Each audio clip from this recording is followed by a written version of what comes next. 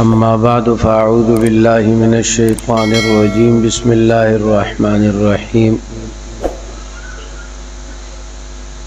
انا نحن نزلنا الذکر وانا له لحافظون قال النبی صلی اللہ علیہ وسلم خیرکم من تعلم القرآن وعلمه صدق اللہ مولانا العظیم وصدق رسولہ النبی الامی الکریم ونحن على ذلك لمن الشاہدین والشاکرین والحمد للہ رب العالمین۔ انتہائی قابل قدر حضرات علماء کرام، حضرات اساتذہ اور عزیز طلبہ، میرے مسلمان بھائیوں، السلام علیکم ورحمۃ اللہ وبرکاتہ۔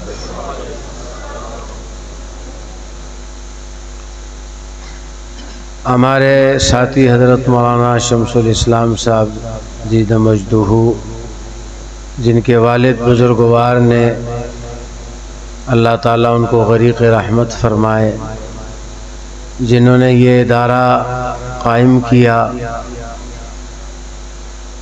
الحمدللہ کہ ان کے فرزند کو اللہ تعالیٰ نے یہ توفیق دی کہ اپنے والد کے اس باغ کو باغ و بہار بنانے میں اللہ نے ان کی مدد کی اور انہوں نے اس باغ کو باغ و بہار کر دیا۔ کہو الحمدللہ۔ ہمارے بہت ہی قابل قدر اور ہمارے محترم جامعہ امام ابو حنیفہ کے شیخ الحدیث حضرت مولانا میاں رشید احمد صاحب جی مجدہ نے آپ حضرات سے بہت ہی مفصل بیان فرمایا ہے۔ اب میرے بیان کی ضرورت نہیں ہے، لیکن چونکہ کھانا کھانا ہے تو کچھ کہنا تو پڑے گا۔ روٹی تو ویسے ملتی نہیں، تو تھوڑی دیاڑی کرنی پڑے گی، تو اس لیے کچھ نہ کچھ میں بھی کہہ دوں گا تاکہ میرا بھی حصہ ہو جائے۔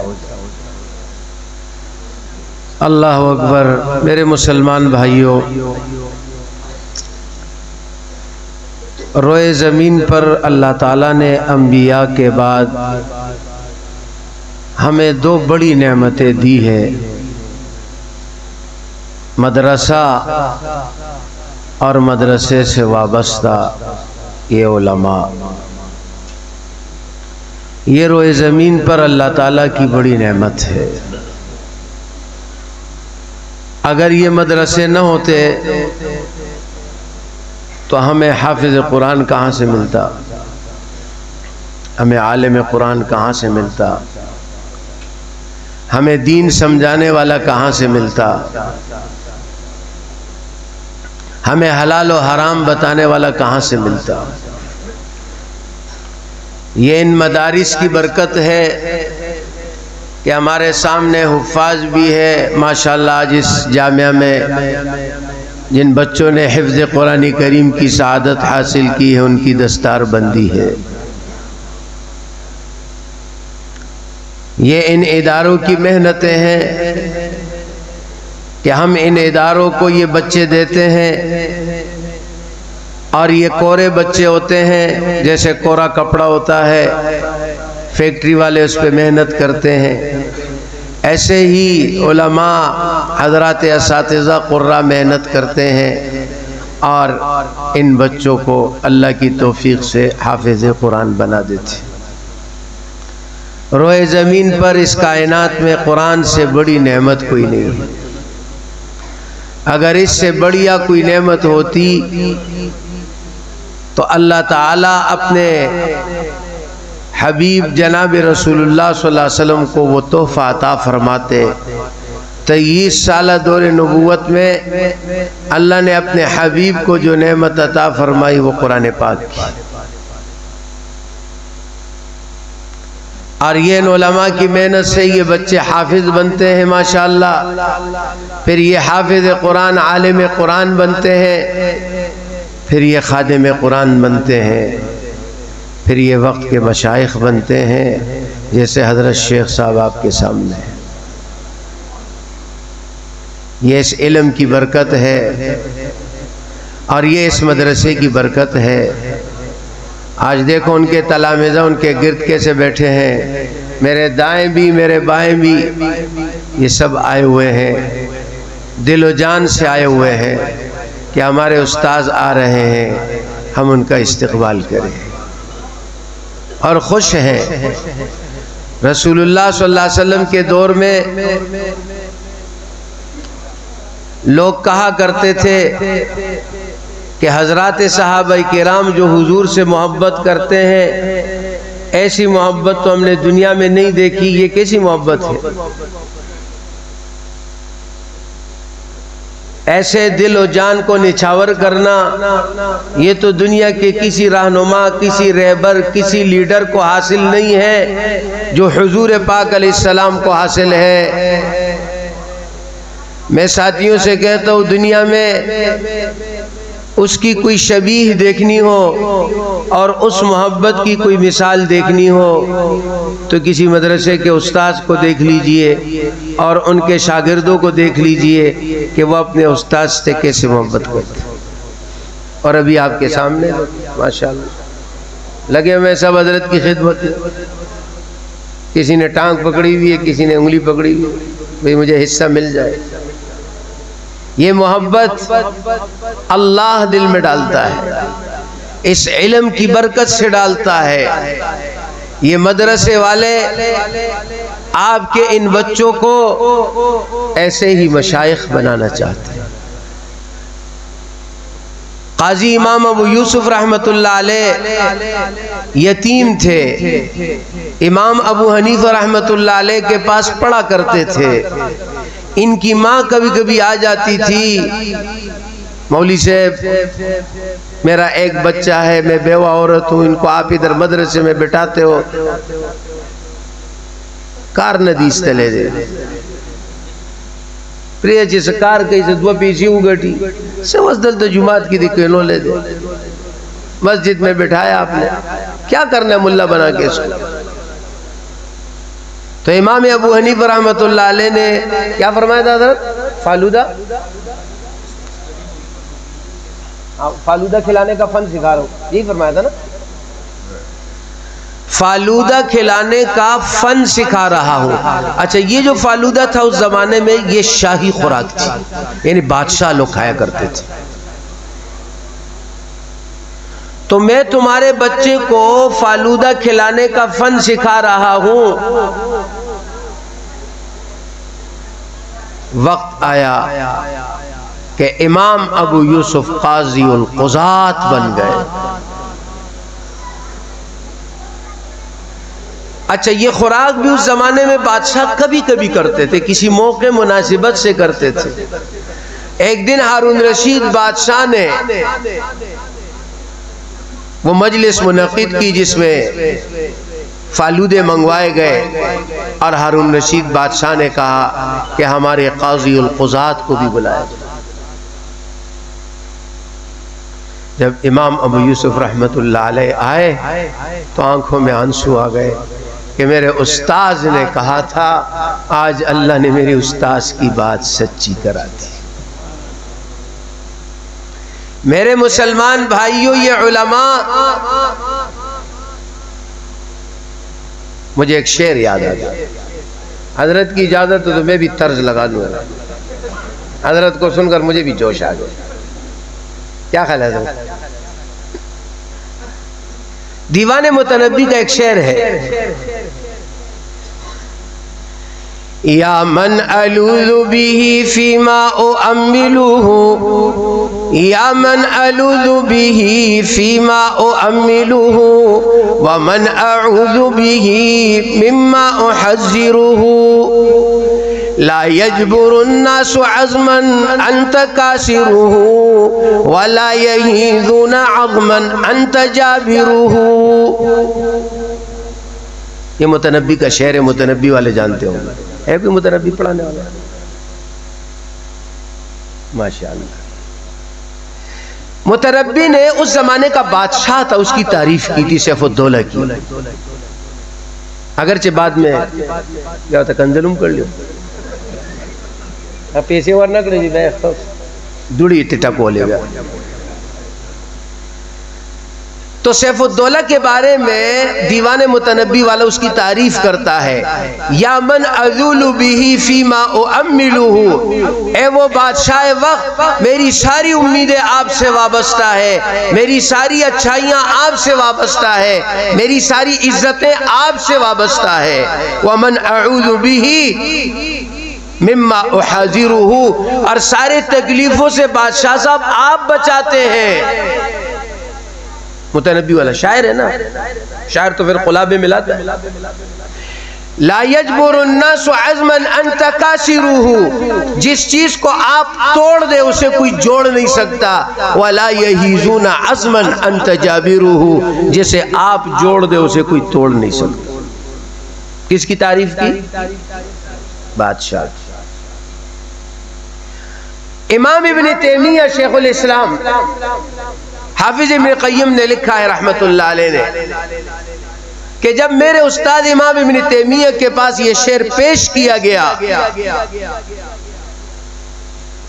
تو امام ابن تیمیہ نے فرمایا لا یلیق بشان المخلوق، یہ مخلوق کی شان نہیں ہے، متنبی والے نے غلط بولا، یہ تو میرے اللہ کی تعریف ہے۔ اور پھر حافظ ابن قیم فرماتے کہ میرے استاد حافظ ابن تیمیہ فرماتے میں ان اشعار کو پڑھتا ہوں اور کبھی کبھی نماز میں سجدے میں پڑھتا ہوں، دعاءً لا انشاداً، دعا کے طور پر۔ اور فرمائے کہ میرے استاذ پڑھا کرتے تھے یا من الوذ به فیما اؤملہ، یا من الوذ به فیما اؤملہ، ومن اعوذ به مما احاذرہ، اے وہ ذات، اللہ کی ذات، تمام برکتیں، تمام بھلائیاں، تمام راحتیں، ساری عزتیں یا اللہ آپ سے وابستہ ہے۔ ومن اعوذ به مما احاذرہ، ساری تکلیفیں، سارے شر، سارے فتنے یا اللہ دور کرنے والی ذات آپ کی ہے۔ لا یجبر الناس عزما انت کاسرہ، جسے اللہ گرا دے اسے کوئی اٹھا نہیں سکتا، جسے اللہ گرا دے اسے کوئی اٹھا نہیں سکتا۔ وَلَا يَهِيزُونَ عَزْمًا أَنْتَ جَابِرُهُ، اور جسے آپ اٹھا دے اسے کوئی گرا نہیں سکتا۔ ابو جہل مکے کا سردار تھا، ابو الحکم اسے کہتے تھے، طاقتور بھی تھا، مالدار بھی تھا، جج بھی تھا۔ حضرت بلال نہ مالدار تھے، نہ جج تھے، نہ طاقتور تھے، لیکن اللہ کی مدد بلال کے ساتھ تھی، کہو رضی اللہ عنہ۔ حضرت بلال پیغمبر کا غلام کامیاب ہو گیا، مکے کا سردار ابو جہل ذلیل ناکام ہو گیا طاقت کے باوجود، اس لیے کہ جسے اللہ گرا دے اسے کوئی اٹھا نہیں سکتا، اور جسے اللہ اٹھا دے اسے کوئی گرا نہیں سکتا۔ ابن تیمیہ نے فرمایا میں یہ شعر نماز میں سجدے میں پڑھتا ہوں، اصل بات اب بتا رہا ہوں۔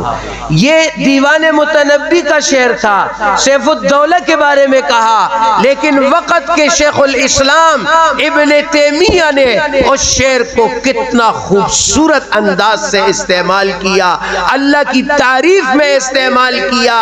میرے مسلمان بھائیوں، یہ آپ کے بچے جب علماء کے حوالے ہوتے ہیں وہ ان کو معاشرے کا ایسا ہی بہترین انسان بناتے ہیں جیسے مولانا شمس الاسلام آپ کے سامنے ہے۔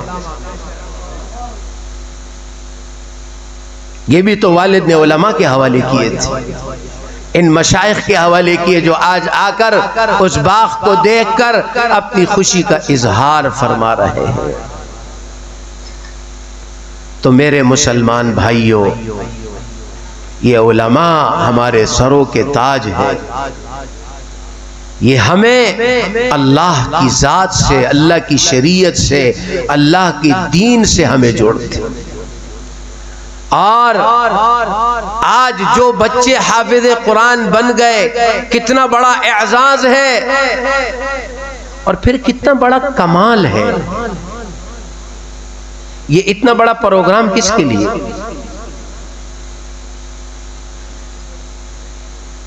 مولانا شمس الاسلام کا بیٹا بھی اس میں ہے. آپ کا بیٹا بھی؟ مولانا شمس الاسلام صاحب کا بیٹا اس میں نہیں ہے. یہ آپ کے بچوں کے لیے اتنی بڑی تقریب کرتے ہیں. یہ ہمارے بچوں کے لیے اپنے اساتذہ کو بلاتے ہیں، اپنے ساتھیوں کو بلاتے ہیں، اپنے لوگوں کو بلاتے ہیں کہ یہ بھی ہمارے بچے ہیں. یہ تمہارے بچے ہیں نسب میں، لیکن ہمارے بچے ہیں روحانی بچے ہیں. یہ ہمارے بھی بچے. دیکھیں نا ان بچوں کو، یہ تعلق ختم نہیں ہو سکتا. اسی لیے میں اپنی مسجد میں بھی بسا اوقات اس طرح ختم ہوتے ہیں نا تو ایک بات کرتا ہوں. میں کہتا ہوں دیکھو بھئی یہ بچہ حافظ بن گیا، یہ آپ کا بچہ ہے نسب میں، ہمارا بچہ ہے روحانی. یہ ہماری جنت کی ٹکٹ ہے، یہ ہماری جنت کی ٹکٹ ہے. ایک حافظ قرآن 10 لوگوں کو جنت میں لے جائے گا. یہ ہماری جنت کی ٹکٹ ہم آپ کے حوالے کر رہے ہیں. اللہ کے واسطے سے ضائع نہ کرنا. یہ آپ کی بھی ٹکٹ ہے لیکن یہ ہماری بھی ٹکٹ ہے، اس کو ضائع نہ کرنا. تو یہ اتنی بڑی تقریب منعقد کرتے ہیں. اور یہ جو تقاریب ہے، یہ جو مدارس کی تقاریب ہے، یہ جو ہر مدرسہ کرتا ہے، اس کا مقصد کیا، کیوں کرتا ہے؟ میرے مسلمان بھائیوں، یہ تقریب اس لیے کی جاتی ہے، ان علماء کو اس لیے بلایا جاتا ہے، یہ مسلمانوں کے دلوں میں اس دین کی عظمت بٹھانا چاہتے ہیں، اس کا احترام بٹھانا چاہتے ہیں. اے مسلمانوں، اس علم کی قدر کرو، اس علم کا احترام کرو، اس علم کو عزت کی نگاہ سے دیکھو. آج دنیا والے اپنے اداروں سے پڑھنے والے بچوں کے اعزاز میں تقریبات منعقد کرتے ہیں، انہیں اعزاز دیتے ہیں، انہیں شیلڈ دیتے ہیں، انہیں جو ہے ڈگری دیتے ہیں. فرمایا کہ یہ اعزاز علماء بھی دیتے اپنے شاگردوں کو. اسی لیے یہ جلسے ہوتے ہیں، اسی لیے یہ تقاریب ہوتی ہے.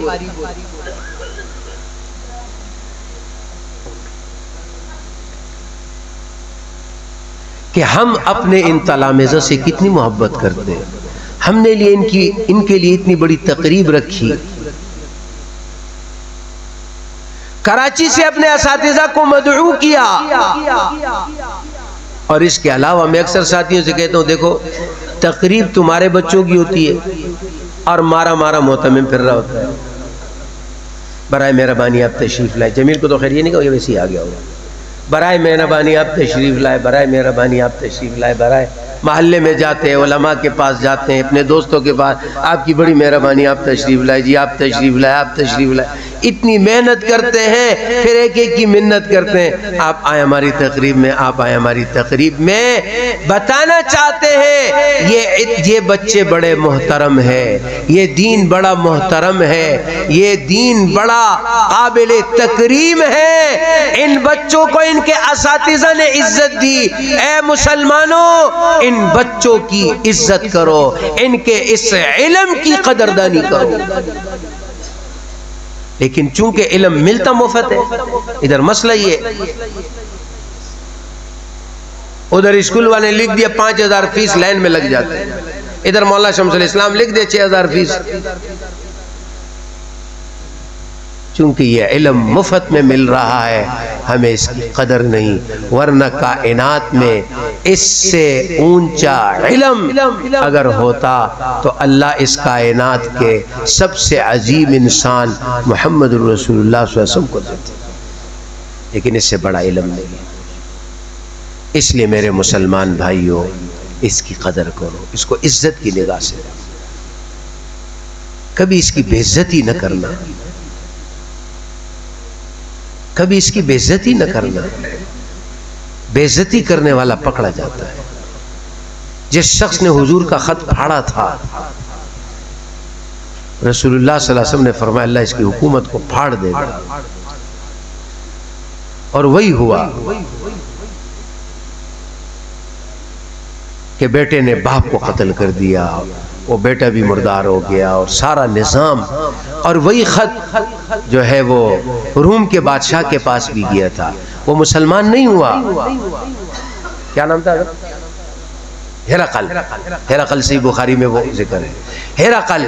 لیکن اس نے خط کا احترام کیا، اس خط کو ایک خوبصورت کپڑے میں یا کسی خوبصورت جزدان میں لپیٹا، اور غالباً وہاں کی عجائب گھر میں آج بھی موجود ہے۔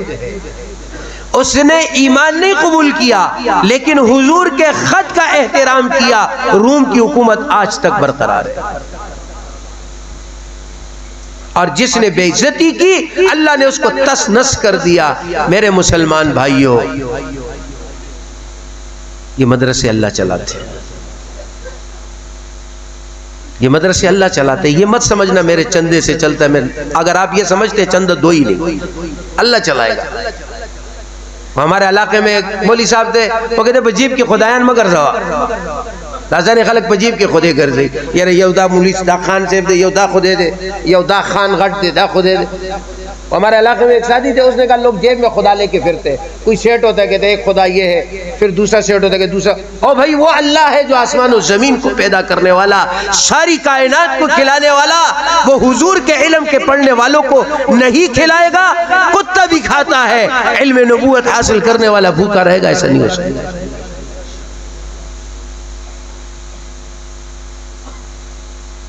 لیکن مدارس کی بے اکرامی نہ کرو، بے اکرامی کرو گے بہت نقصان اٹھاؤ گے۔ یہ نہیں کہ ہم کوئی بہت بڑے لوگ ہیں، بات یہ ہے کہ ان کے ساتھ جو نسبت ہے اور ان کے سینے میں جو علم ہے نا۔ حدیث میں رسول اللہ صلی اللہ علیہ وسلم نے فرمایا کہ جب حافظ قرآن کا انتقال ہوتا ہے تو اللہ زمین سے کہتا ہے کہ دیکھو اسے کچھ نہ کرنا، اس کے سینے میں میرا قرآن ہے۔ تو نبی علیہ السلام نے فرمایا کہ زمین بزبان حال کہتی ہے یا اللہ میں اس کا کیا کر سکتی ہوں جس کے سینے میں تیرا قرآن ہے، میں کچھ بھی نہیں کر سکتی،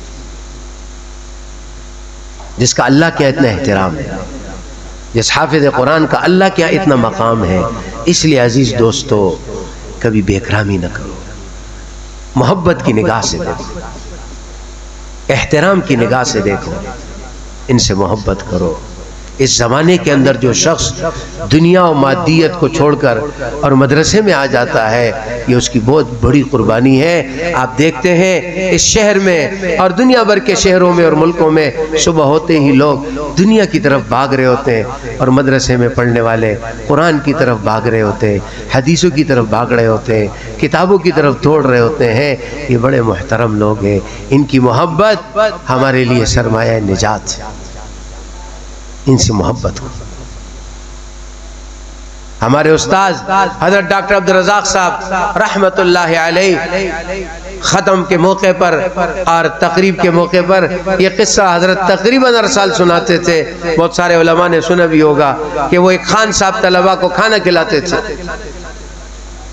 تو ایک دن خان صاحب کو دیر ہو گئی، بھول گئے، تو طلبہ ہے نا، یہ تو بادشاہ لوگ ہیں، طلبہ نے کہا غوائنن روٹے رانو اڑا بیل روٹی نہیں لایا۔ خان صاحب کسی نے کہا تم ان کو کھانا کھلاتے تھے، تم کو بیل بولتے۔ خان صاحب ناراض ہو گئے، عجیب بندے، ان کو کھانا کھلاتا ہوں مجھے الٹا بیل کہتے۔ خان صاحب نے کہا کل سے کھانا نہیں دوں گا، ایسے ناقدرے لوگ۔ اللہ اکبر کہتے رات کو خواب دیکھا قیامت قائم ہے اور طلبہ جنت کی طرف دوڑ رہے ہیں، اور کہہ رہے بھئی وہ خان صاحب کو بھی لاؤ، بیل کو لاؤ، اس کو جنت میں لے جانا ہے۔ صبح اٹھے، کہا یہ طلبہ کدی رہتا خر ہوئی، کدی رہتا غوائی ہوئی، خدا روٹے بدی لو خدا خدمت پہ۔ یہ بیل بولے، گدھا بولے، کچھ بھی بولے، ان کی خدمت کرنی ہے۔ یہ رسول اللہ صلی اللہ علیہ وسلم کے مہمان ہیں، یہ تو بڑے خاص لوگ۔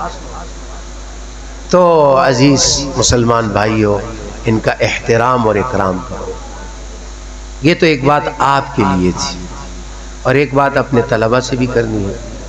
وہ بھی کر دوں حضرت؟ دیر ہو گئی ویسے کر دوں. انہوں نے تو یہ کہنا کر دینا دوبارہ شرم کو بکی کرنا جسے کو بنے ہوئی چی مکہ. مختصر سی بات ہے عزیز طلبہ، ہمارے اکابر نے آپ کے علم، جب آپ علم حاصل کرتے، یہ تو ہم نے لوگوں سے کہا کہ آپ کی عزت کرو، لیکن آگے آپ کو بھی تو کچھ آنا چاہیے نا. ایسا تو نہیں وہ پوچھے وضو میں فرض کتنے کہتے ہیں پھر دیکھ کے بتاؤں گا، تو ایسا بھی نہیں ہونا چاہیے. آپ کے اندر بھی قابلیت ہونی چاہیے اور آپ کے اندر بھی قبولیت ہونی چاہیے. قابلیت کے لیے اساتذہ نے 4 باتیں لکھی ہیں عزیز طلبہ. سب سے پہلی بات، سبق میں حاضری مکمل ہونی چاہیے، غیر حاضری سے بچو. آج ادھر جانا ہے، آج دوست آ گیا، آج مہمان آ گیا، آج یوں ہو گیا، آج یہ ہو گیا، آج وہ ہو گیا، داشے بابا کی نہیں ہوئی. ہمارے استاد حضرت مولانا حبیب اللہ مختار شہید رحمت اللہ علیہ، ہم نے ان سے نحمیر پڑھی تھی اولیٰ میں اور سابیہ میں مشکات پڑھی تھی. محدث الازہر حضرت بن نوری رحمت اللہ علیہ کا عجیب مزاج تھا. ایک طرف استاد مشکات پڑھاتا تھا، دوسری طرف ان سے نحمیر پڑھواتے تھے تاکہ یہ بڑے اساتذہ جو بڑے طلبہ کی تربیت کر رہے ہیں، چھوٹے طلبہ بھی ابھی سے ان سے مانوس ہو جائے اور تربیت میں آ جائے. ادھر استاذ دورے میں پڑھا رہا ہوتا تھا، مولانا بدیع الزمان صاحب دورے کے استاذ تھے، ثانیہ میں ہمیں ہدایت النحو پڑھایا، ثالثہ میں شرح تہذیب پڑھائی. ڈاکٹر عبدالرزاق صاحب سابع میں مشکات ثانی پڑھاتے تھے، اور اولیٰ میں پہلے طریقہ جدیدہ تھی، پھر حضرت نے اپنی طریقہ عصریہ نکالی، طریقہ عصریہ خود پڑھاتے تھے. مصباح اللہ شاہ صاحب دورے میں تحاوی پڑھاتے تھے، اولیٰ میں نحمیر پڑھاتے تھے. یہ حضرت بن نوری رحمت اللہ علیہ کا ایک عجیب انداز تھا، بڑے اساتذہ کو چھوٹے بچوں کے ساتھ، ابتدائی طلبہ کے ساتھ جوڑا ہوا تھا تاکہ ان کی ابھی سے بہترین تربیت ہو. تو ہمارے استاد مولانا حبیب اللہ مختار شہید رحمت اللہ علیہ فرماتے تھے کہ دیکھو درسگاہ میں تو تم حاضر ہو، دماغ بھی حاضر ہے کہ نہیں؟ اور وہ سبق کے دوران ہمیں ہلنے نہیں دیتے تھے. پوچھتے تھے آپ میں نے کیا کہا، کیا کہا میں نے، بتاؤ. تو ان کے سبق میں جسمن اور قلبن اور ذہنن سب حاضر ہونا پڑتا تھا. وہ نہ پوچھتے پھر کھڑا کرتے تھے. نائب محتمم بھی تھے اور باروب بھی تھے بہت زیادہ. کہتے تھے ہمیں تمہارا جسم نہیں چاہیے، ہمیں تو تمہارے دل دماغ چاہیے. کوئی صورت ہے نہیں کہ ہم تمہارا دل دماغ رکھ دیں، جسم کو باہر ہٹا دیں. تو عزیز طلبہ، قابلیت کے لیے پہلا اصول کہ آپ حاضری کے پابند رہیں، دل و دماغ کو حاضر رکھیں. اچھا، استاذ کا سبق جب آپ غور سے سنتے ہیں، اس کے اندر کمال ہے، یہ دل میں جا کے اثر انداز ہوتا ہے. اس لیے کہ استاذ اخلاص سے پڑھاتا ہے. یہ جو تنخواہ ہوتی ہے نا، یہ تو ہمارے استاد ڈاکٹر صاحب فرماتے تھے ہمارے مدرسے میں تنخواہ ملتی ہے قوت لا یموت. دومرا ورکاوه دی سړی نه چې مړ رانه نشي نو ساپکی هغه پښتو کې چې دې ساپکی چلیږي بس دې چیزی راځي نو بس اتنا ہو کہ مولوی صاحب مرے نہیں، با اتنی تنخواہ دو. باقی زیادہ عیاشی کی ضرورت نہیں کہ میں باربیکیو کھانے جا رہا ہوں اور جناب میکڈونلڈ دغه شی به کی نہیں، بس سیدھے سیدھے دال روٹی، بس مرے نہیں مولوی صاحب. تو فرمایا ہمارے استاد نے قوت لا یموت تنخواہ ہوتی. مولانا شمس الاسلام صاحب بھی ایسے ہی دیتے. کسی کی 60,000 تنخواہ نہیں ہے نا. کالج میں ہم جائیں گے بولیں گے 60,000 تنخواہ ہے، اور یہ نہیں دیتے، اوپر سے بولتے بھئی نہیں پڑھاؤ گے تو بس بیا جو جہنم تزی ہوئی خیر دی نشتے ملا سڑے بیا غریب راضی ہوئی پھر دے اسکول سو کم. تو میں کہنا یہ چاہتا ہوں کہ ہمارے اساتذہ کی اخلاص کی قیمت دنیا نہیں ادا کر سکتی. ابھی حضرت نے فرمایا نا کہ میں نے اپنے ملک کے طول و عرض میں اپنے تلامذہ کو پایا. یہ ایک عالم کا کہنا ہے. تو ایک ادارے کے فضلہ کہاں کہاں تک جاتے ہیں؟ یہ کیوں جاتے ہیں؟ بلکہ میں ایک تجزیہ علماء کے سامنے میں نے حضرت کو بھی پیش کیا تھا اور کئی جگہ مدارس میں کہ دارالعلوم دیوبند کے شیخ الحدیث مولانا سید احمد پالنپوری صاحب نے وہ تجزیہ پیش کیا ہے. وہ ہوا یہ کہ حضرت کہیں گئے تو ان کو بلایا، تعارف کرایا کہ یہ شیخ الحدیث دارالعلوم دیوبند کے ہیں اور دارالعلوم دیوبند جو ہے اس کے بر صغیر میں بڑی خدمات ہیں. تو حضرت جب آئے تو حضرت نے فرمایا بھئی انہوں نے میرا تعارف صحیح نہیں کروایا، تو لہذا مجبوری ہے کہ میں اپنا تعارف خود کراؤں. اور فرمایا کہ دارالعلوم دیوبند بر صغیر پوری دنیا میں اس کی خدمات ہے، میں اس کا شیخ الحدیث ہوں. بھائی بر صغیر میں اس کی خدمات ہے، عجیبہ سڑے تھے. خیر حضرت نے بڑے خوبصورت انداز سے اپنا تعارف کرایا اور پھر جو اس پر حضرت نے گفتگو کی. جامع ازہر جو قاہرہ مصر میں ہے، فرمایا اس کو قائم ہوئے 1150 سال ہو گئے. کتنا عرصہ ہو گیا؟ اور دارالعلوم دیوبند کو قائم ہوئے 150 سال ہو گئے. تو دارالعلوم دیوبند تو اس کے سامنے بچہ ہے نا، 150 سال عمر ہے، اس کی 1150 سال عمر ہے.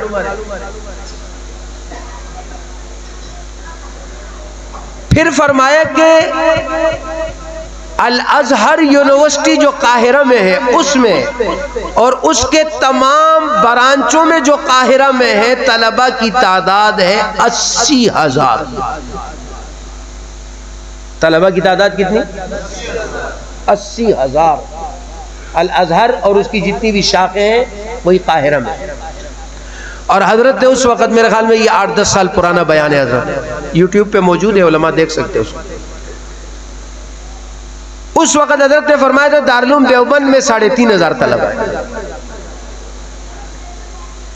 دارالعلوم دیوبند میں 3,500 طلبہ ہے، 150 سال ہو گئے. 80,000 طلبہ ہے، 1150 سال ہو گئے. لیکن پوری دنیا میں آپ کو دیوبند کے علماء ملیں گے، الازہر کے علماء تلاش کرنا پڑے گا بڑے مشکل سے. مجھے ازہر والا چاہیے. نام ازہر، خیر یہ تو زا کے ساتھ ہے، ویسے زوا کے ساتھ ہو تو ازہر نہیں ہے، اخفا ہے. فرمایا پوری دنیا میں دیوبند کے علماء یہ آپ کے سامنے، یہ آپ کے دائیں بائیں علماء دیوبند آپ کے ہری پور میں کتنے ہیں، کتنے مدارس، کتنے مشائخ صرف ہری پور میں ہے. ضلع ہزارہ چھوڑے وہ آگے بہت. پھر کے پی کے میں کتنے. پوری دنیا میں آپ کو دیوبند کے علماء فضلاء ملیں گے، الازہر کے آپ کو تلاش کرنے پڑیں گے، نہیں ملیں گے. نمبر 2، فرمایا کسی بھی دنیا میں کسی بھی شہر میں آپ کسی بھی اسلامی کتب خانے میں داخل ہو جائیں، یہاں مولانا شمس الاسلام صاحب کی مدرسے کے کتب خانے میں داخل ہو جائیں یا دنیا میں کسی بھی اسلامی کتب خانے میں، اور آپ وہاں حدیث و فقہ و تفسیر کی کتابیں دیکھیں، علماء دیوبند کی آپ کو بہت ساری کتابیں ملے گی. الازہر کی بھی کوئی ملے گی؟ کمال تجزیہ نہیں کی جی. مولانا ہارون صاحب فرمایا حضرت نے دوربین نے خردبین لگایا تھا، بالکل باریک باریک مطالعہ کی. پھر حضرت فرمانے لگے کہ مجھ سے میرے ماموں نے پوچھا کہ یہ فرق کیا ہے. یہ ہے اصل بات. یہ کیا وجہ ہے کہ 1150 سال سے قائم وہ اسلامی یونیورسٹی، 80,000 طلبہ، اور اس کا پوری دنیا میں خدمات نہیں ہے. اور دارالعلوم دیوبند کل کا بچہ 150 سال کا اور پوری دنیا میں اس کے فضلاء پہنچ گئے.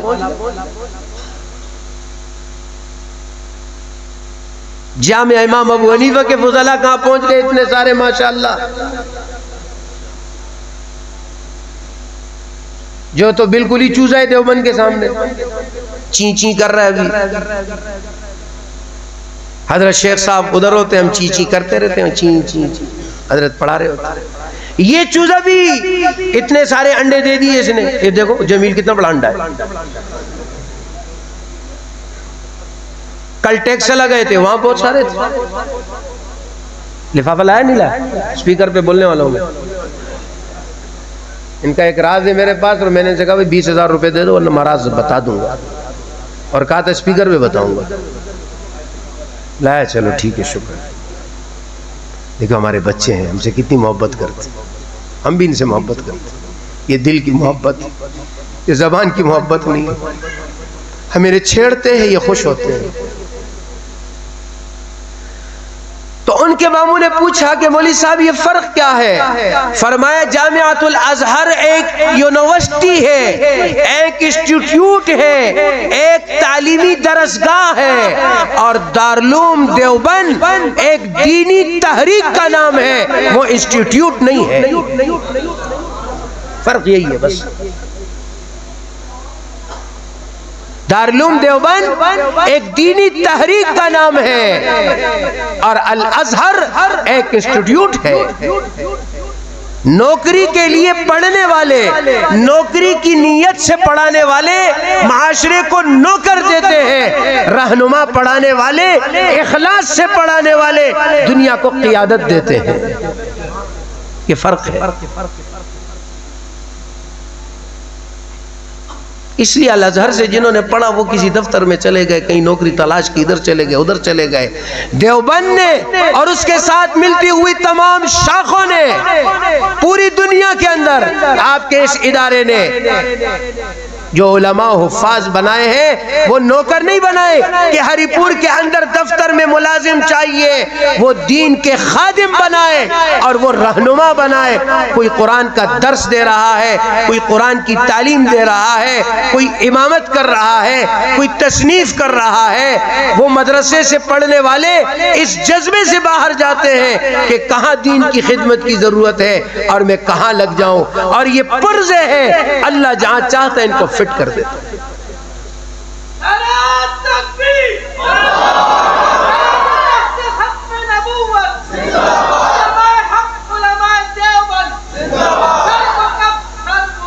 دیوبند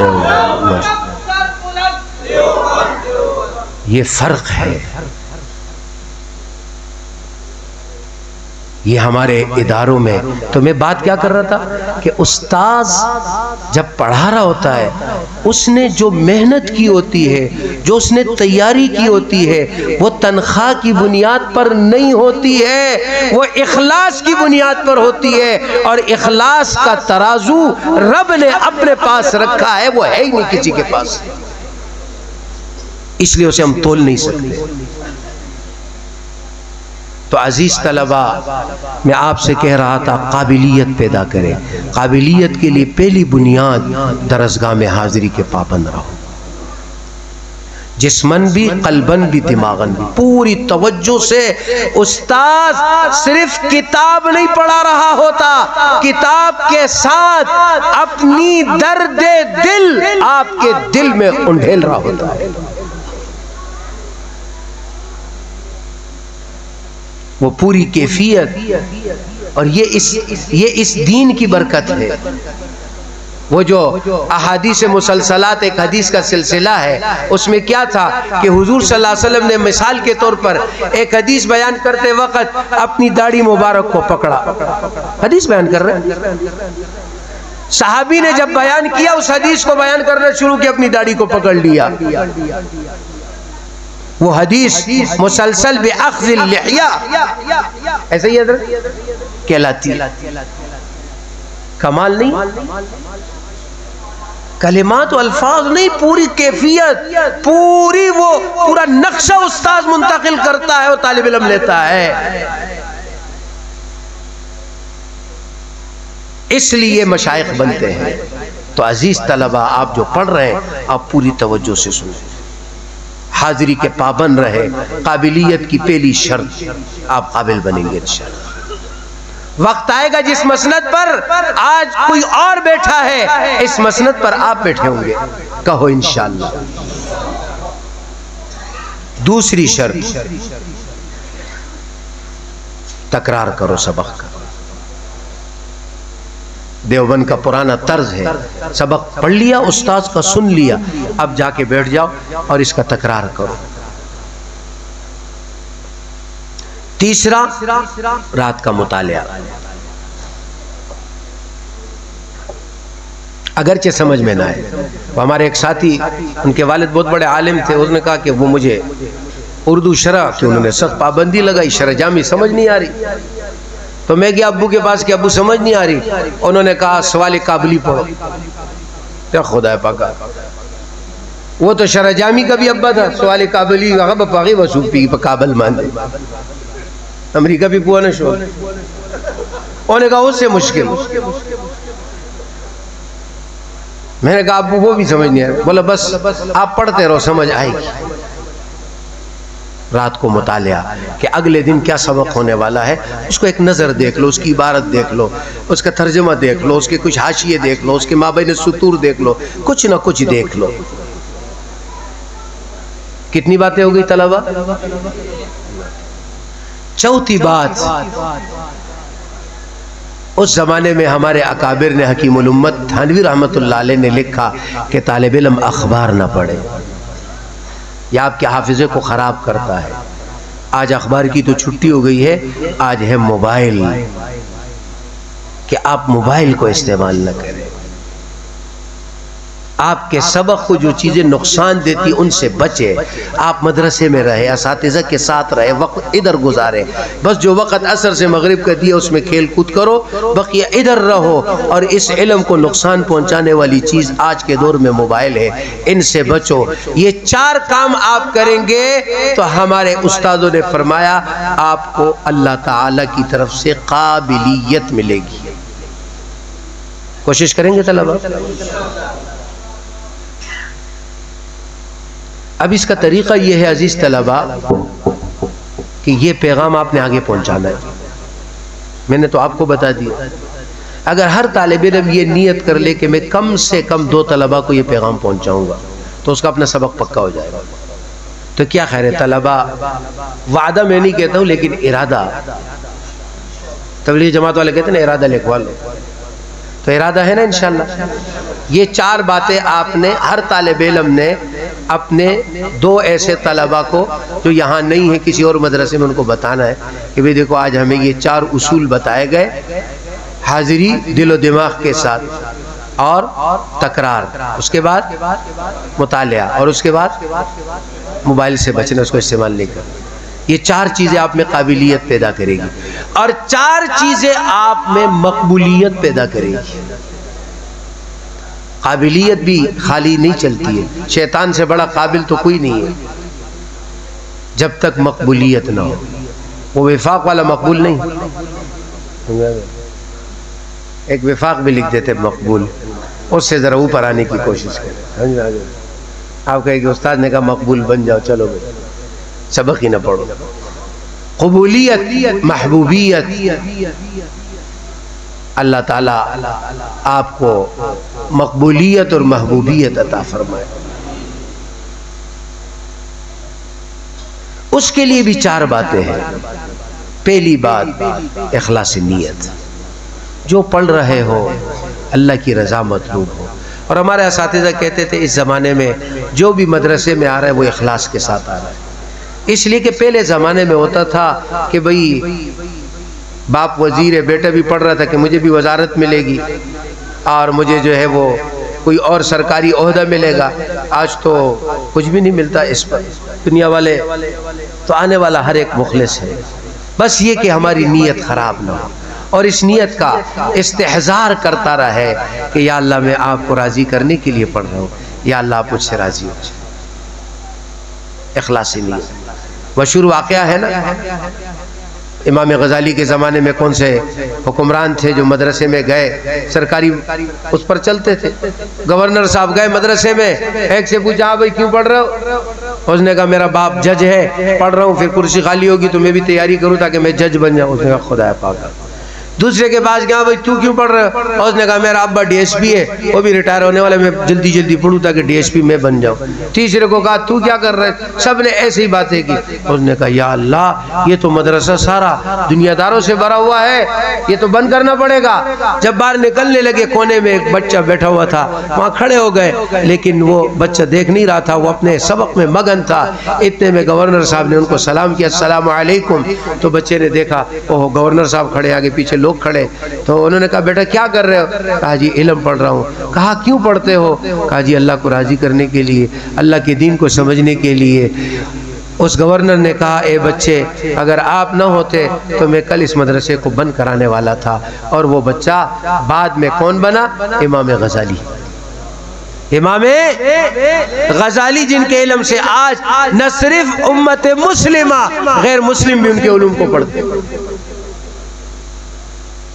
تو عزیز طلبہ اخلاص نیت ہوگی، آپ کے علم کو اللہ نافع بنا دے گا، اللہ کی رضا کے لیے پڑھنا ہے۔ نمبر 2، اپنی زندگی کو تقوی سے آراستہ، اپنے آپ کو گناہوں سے بچاؤ۔ جتنا آپ گناہوں سے بچو گے آپ کا علم پر نور ہوگا۔ بنوری ٹاؤن میں ہم پڑھتے تھے، ہمارے ایک ساتھی تھے آگے کے، ان کے ایک ساتھی تھے، وہ تہجد میں اٹھتے تھے، ہم تو بہرحال سست لوگ ہیں بہرحال۔ تو کہنے لگے ایک دن میں رات کو اٹھا تہجد کے لیے، باتھ روم گیا تو میں نے دیکھا کہ ہمارے ایک ساتھی وہاں باتھ روم صاف کر رہا ہے۔ میں نے کہا بھائی تم کیا کر رہے ہو؟ کیا کر رہے ہیں؟ اس نے کہا مولوی صاحب میرا حافظہ بہت کمزور ہے، مجھے استاذوں کا سبق سمجھ نہیں آتا، میں ان طلبہ کا یہ لیٹرین دھو رہا ہوں، شاید اللہ مجھے علم عطا فرمائے۔ بعد میں وہ ایک بہت بڑے مشہور ادارے کے شیخ الحدیث بنے، بخاری بنائی، اب فوت ہو چکے۔ عزیز طلبہ اپنی زندگی کو تقوی سے آراستہ کرنا، گناہوں سے بچنا۔ یہ گناہ ہمارے علم میں سوراخ کر دیتے ہیں۔ گاڑی کے ٹائر میں سوراخ ہو جائے ہوا نکل جائے گی، وہ گاڑی نہیں چل سکے گی، آپ کی علم کی گاڑی نہیں چل سکے گی۔ اپنے آپ کو تقوی سے آراستہ کرو، اپنے آپ کو گناہوں سے بچانے کی کوشش کرو۔ آپ ایک نورانی ماحول میں ہو، شیطان زیادہ پیچھے پڑا ہوتا ہے گناہوں کے، بس دعائیں کیا کرو اور اپنے اساتذہ سے مشورے میں رہا کرو۔ تقوی آپ کے علم کو قبولیت عطا فرمائے۔ اور تیسری چیز ادب، اپنے اساتذہ کی ادب، اپنے درسگاہ کا ادب۔ ہمارے استاذ تھے حضرت مولانا بدیع الزمان صاحب، نور اللہ مرقدہ وبرد اللہ مضجعہ۔ ہم نے زندگی میں ایسا استاذ تقوی والا نہیں دیکھا۔ ہمیں درجہ ثالثہ میں نور الیقین بنوری ٹاؤن میں پڑھائی جاتی تھی، اس زمانے پتہ نہیں اب ہے یا نہیں، نور الیقین فی سیرت سید المرسلین پڑھاتے تھے۔ جب رسول اللہ صلی اللہ علیہ وسلم کے غزوہ احد کا تذکرہ آیا اور آپ کے چہرے انور کے زخمی ہونے کا تذکرہ آیا، ہمارے استاذ کی ہچکیاں بن گئی رو رو کر، اور کتاب بند کر کے چلے گئے۔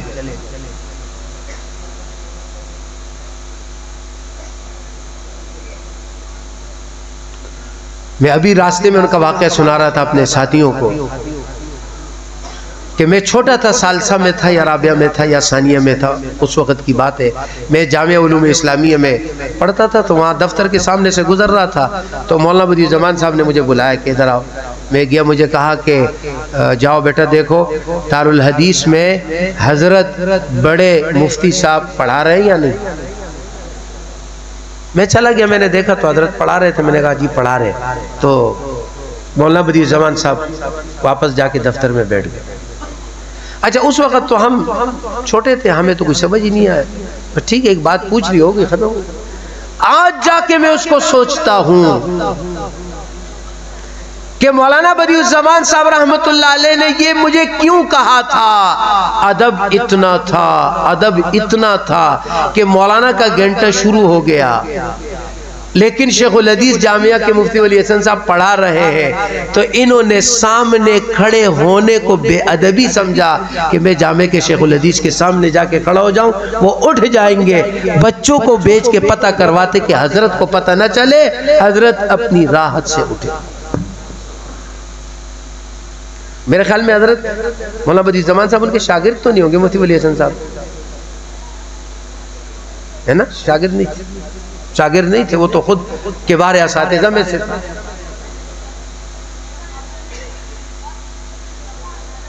اتنا ادب۔